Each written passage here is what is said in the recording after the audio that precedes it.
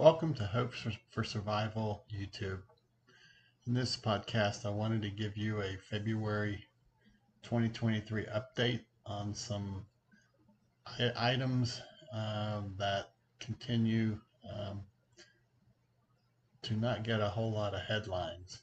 And I wanted to touch base on a few of these items to make you aware of them. So let's press ahead.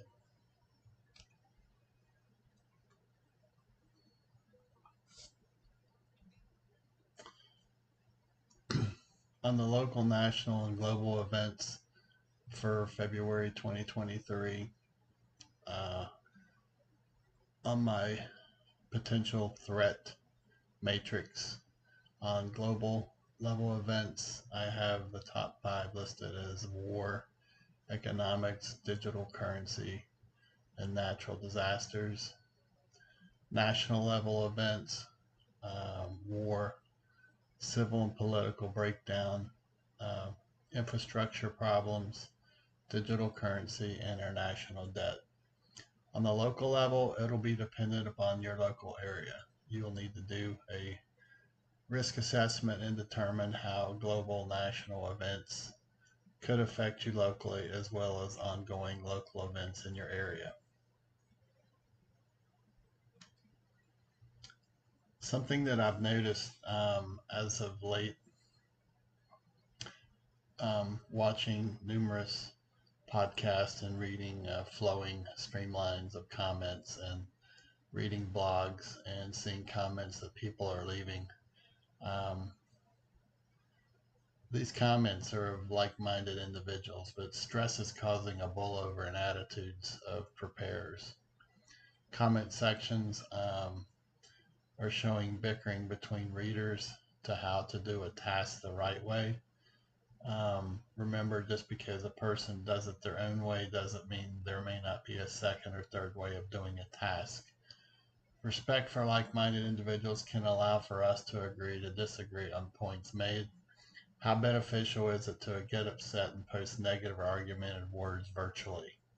There is no outcome other than a spewing of hate and negative words, versus appreciating the person's attempt to provide you with information. Preparedness is a vast and cumbersome task for anyone. Take advantage of individuals offering information to help others. If you have another way of doing a task, share it in a positive manner as a suggestion. Again, folks who are putting out videos and podcast information, they've spent a lot of time pulling this information together and making it available to you. So keep that in mind.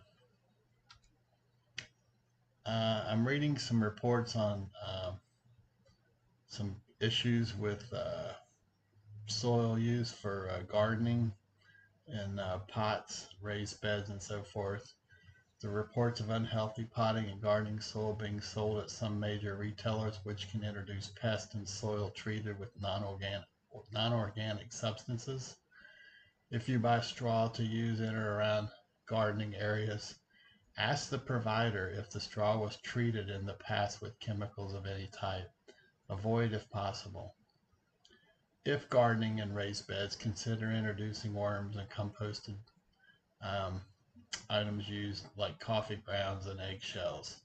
Use spoiled milk around tomato and greens such as broccoli and things of that nature.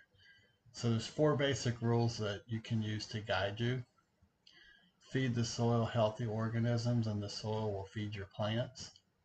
Build a robust insect ecology for biological control of pests around your gardening area. Stop using chemicals and unhealthy methods that harm your soil and eventually will harm your plants. Use compost and mulches in your bed buildup. Use decomposing logs in the landscape base or the bottom. That's how we rebuilt our raised beds last year and had a fairly productive season.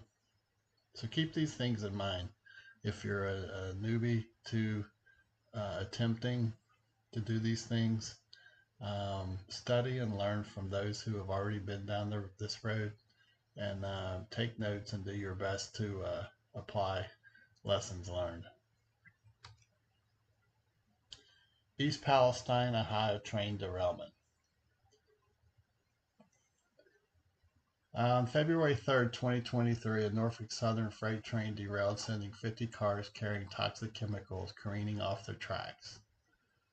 The resulting fire burned for days, forcing hundreds of evacuations and blanketing the small village on the Ohio-Pennsylvania border in smoke. Runoff from the site contaminated 2 streams nearby. This location is not too far from Pittsburgh, Pennsylvania. It's a small village. I believe the population is around 2,500. Over the next week, as officials worked to avoid a deadly explosion that could launch deadly shrapnel as far as a mile, they slowly released vinyl chloride, a colorless gas linked to various cancers, from 5 of the rail cars that were transporting it to its destination. There's a rail yard not too far from East Palestine, Ohio. Note, this was train derailment number 12 of 14 since January 2023. So we must ask the question, why are so many trains derailing? Is it an infrastructure issue? One of the toxic chemicals, vinyl chloride, the chemical is a petrochemical that's produced from the hydrocarbon ethylene. Its primary use is making polyvinyl chloride, or PVC, a type of plastic that is widely used to make pipes, flooring, wire insulation, and a slew of single-use medical devices. There's video footage that showed dead fish and chickens in the area of the disaster from the apparent chemicals. There were a video or so showing chickens, roosters that survived, that on their heads they had burned skin. Local authorities directed local citizens to evacuate the area immediately and have since declared this area safe to return. Remember, this was on February 3rd that the event occurred. On February 7th, authorities announced they do not know when residents may return. And then a day later, February 8th, state and local authorities declare the area safe for citizens to return. Senator J.D. Vance posted a video on February 16th standing by a stream in the East Palestine area where the stream beds are covered in chemicals. When scraped, the floor of the streams are scraped. The chemicals rise to the surface, creating a film and discoloration on the water. So if there's still a chemical presence in the streams and water, then it's bound to be in the soil as well. But yet the area was declared safe for people to return. Oddly, there was a movie called White Noise released in 2022 depicting a similar type of event in Ohio that was like the East Palestine disaster. Is this a coincidence or not?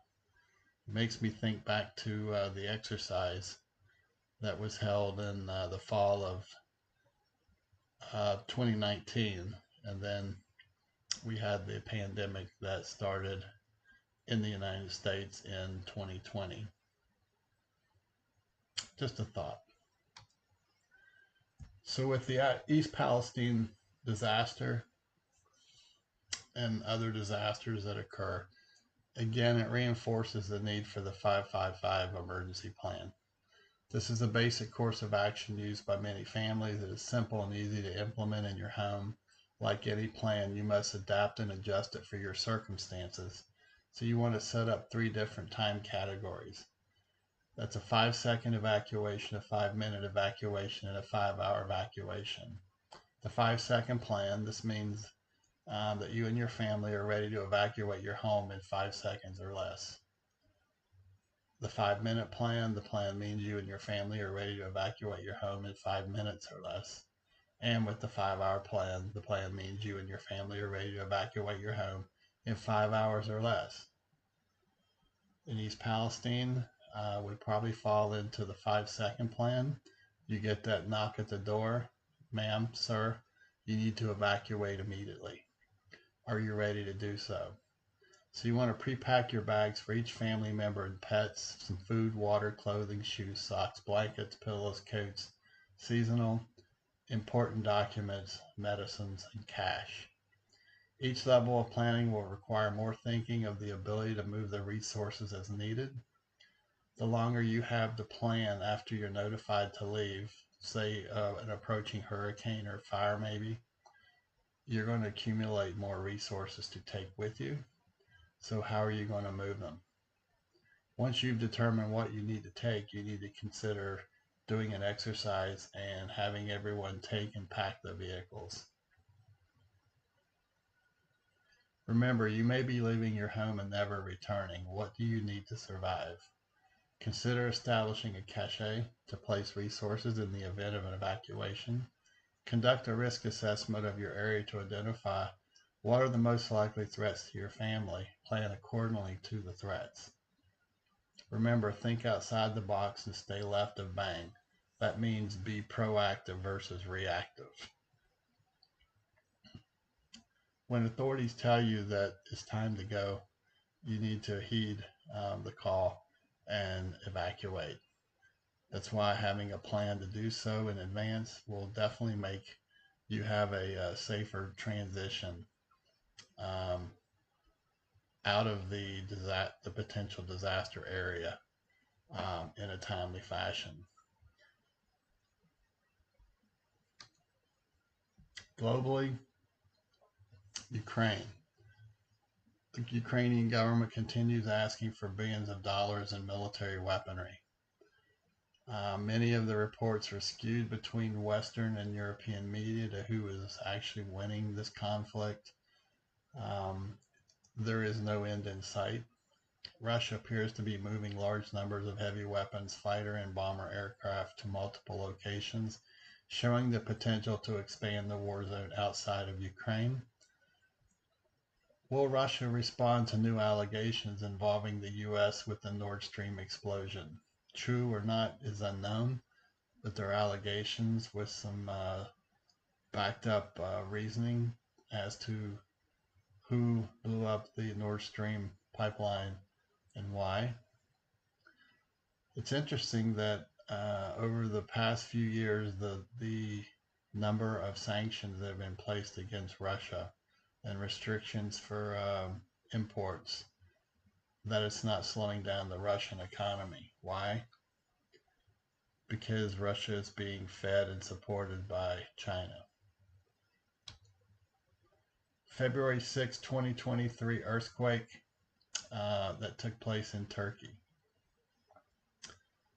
The reported cause, basically it was an Arabian plate sliding past the Anatolian plate.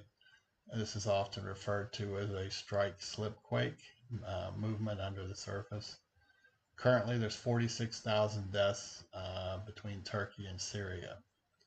A few of the survivors are still being found.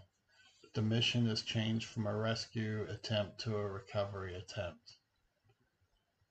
Interestingly, on February the 3rd, 3 days prior to the earthquake, 9 NATO countries ordered their embassy and consulate personnel to evacuate Turkey due to a looming threat that was never disclosed or explained to Turkish authorities. Turkey supports Ukraine militarily as a NATO member, but it is neutral politically with Russia. There's been an ongoing feud between the United States and Turkey over Turkey's government that in the past years made a first purchase of the Russian S-400 missile defense system, and sanctions were placed on them, and then they went forth to make another purchase of the S-400 missile defense system. Why is this a concern? These are Russian air defense systems. It is believed that many of the U.S. Military aircraft radar systems are already compromised by the S-400, and putting the radar in Turkey's hands, and then Turkey trying to purchase the U.S. Military airframes that the S-400 has not compromised, would then leave Turkey having both the uncompromised military jets and the S-400 missile defense systems as well. This is a definite no-go. One has to wonder again, is the February 3rd evacuation of the 9 NATO member consulates and embassies, is it a coincidence or not? So as you can see, there's still a lot of things going on around the world that should leave us with concerns globally, nationally, and then you need to apply your local area of what's taking place there. It seems like 3 and 4 times a week there's shootings taking place, 1, 10, 15, 20 people injured, deaths involved. And it often seems they're around universities, campuses, and things of that nature.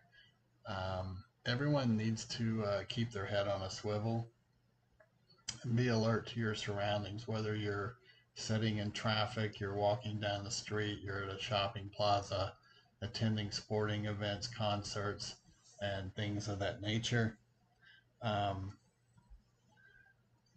In many cases, these shootings it seems that they're taking place in locations where there were local authorities who did not support the blue in the past, and they went forth with decreasing funding for police officers, district attorneys, and prosecuting attorneys, equally court systems that are not harshly prosecuting individuals that are committing crimes. They're being released back out on the street. This is not getting any better. So know where you're going. Do a little homework. Look at, if it's somewhere new, look to see what crime statistics are available. If you're traveling, map out your plan, where you're going to stay. If you're going on vacation, do your homework. Know what type crime is in the areas where ships may embark on short stays at points along your cruise. Locals typically will not want that broadcasted because it impacts their local economies when cruise ships pull in with several hundred or several thousand individuals who are going to come in and shop on their economy. So keep these things in mind. Be prepared, be smart, and always have a plan. Thanks for tuning in. Stay safe and stay healthy. And come visit us at our website at hopeforsurvival.com. We have multiple platforms on Facebook and others that was depicted in the opening slide. Until next time, Bravo Echo out. Thank you for checking out the Hope for Survival YouTube channel. If you are new to Hope for Survival, you can check out our books at our webpage. Book 1, which is Hope for Survival, Getting You Prepared for Disasters, and Book 2, Hope for Survival, The Mindset, are both available for order on the website.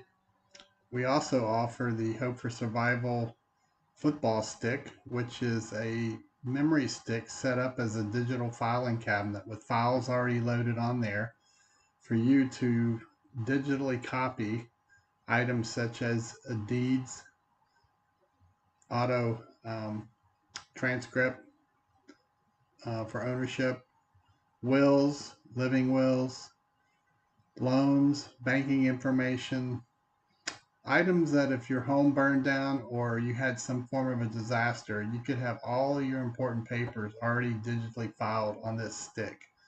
All you do is simply drag the digital file into the appropriate preset folder so that you'll have it in the event of a disaster. You have to flee your home in a hurry, or also if you're away from home and you need critical information that's personal. If you have your memory stick with you, you can put it in your computer and pull that information up wherever you may be. Again, you can find these items to order at our website, https www.hopeforsurvival.com, or you can email me at preparedness101@protonmail.com, and I will try to help you out. Again, thanks for checking out the Hope for Survival YouTube channel. Hope to see you again.